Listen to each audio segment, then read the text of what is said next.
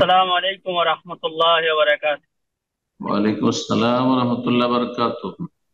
শাইখ, আমি new York থেকে বলছি। আমার একটা প্রশ্ন হলো। বলুন।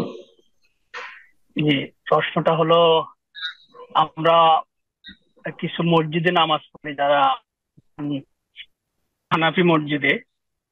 জি। আহ ওইসব মসজিদে নামাজ পড়তে আমাদের অনেক সময় একটু খারাপ লাগে যে নামাজগুলা কোরআন সুন্নাহ অনুযায়ী ওরা নামাজ পড়ায় না ওরা।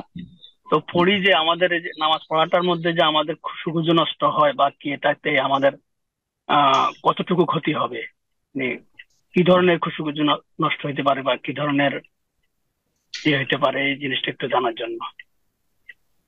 আপনার আমার যে কোনো মসজিদে হোক না কেন, আপনার আমার ডানে বামে সামনে পিছনে যারা সালাত আদায় করছে তাদের সালাতের ভুল ভ্রান্তিতে আমাদের কোনো ক্ষতি নেই। তাদের ভুল ভ্রান্তি তাদের ওপর। হ্যাঁ, তার পরিণতি তাদেরকে ভোগ করতে হবে। হ্যাঁ, কথা বোঝা গেছে। আর তাতে আপনার খুশু নষ্ট হওয়ার কোনো কারণ নেই।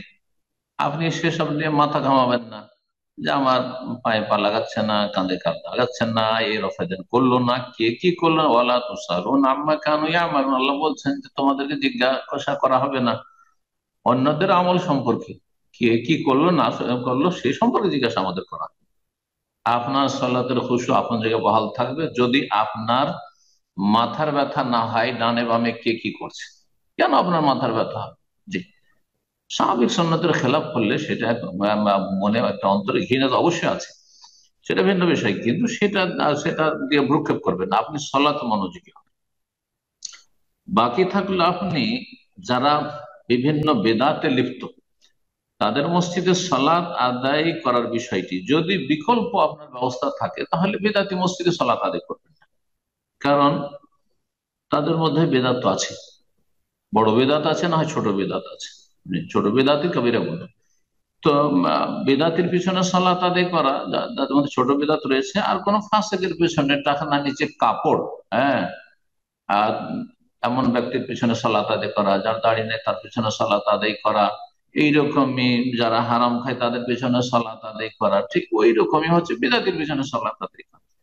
তো যথাসাধ্য যদি বিকল্প ব্যবস্থা থাকে, আশেপাশে অন্য কোরআন সুন্নাহর অনুসারী ভাইদের মসজিদ থাকে, তাহলে সেখানে সালাত আদায় করাটাই উত্তম এই দিক থেকে। বাকি কথা হলো যে আমার খুশু হয় না বা কিছু না, আপনি যদি বাধ্য হন ওদের সাথে, বাড়ির পাশে বাসার পাশে তাদেরই মসজিদ রয়েছে, আর এইসব যে কোরআন সুন্নাহর অনুসারীদের মসজিদ অনেক দূরে, তাহলে কোনো অসুবিধা নেই।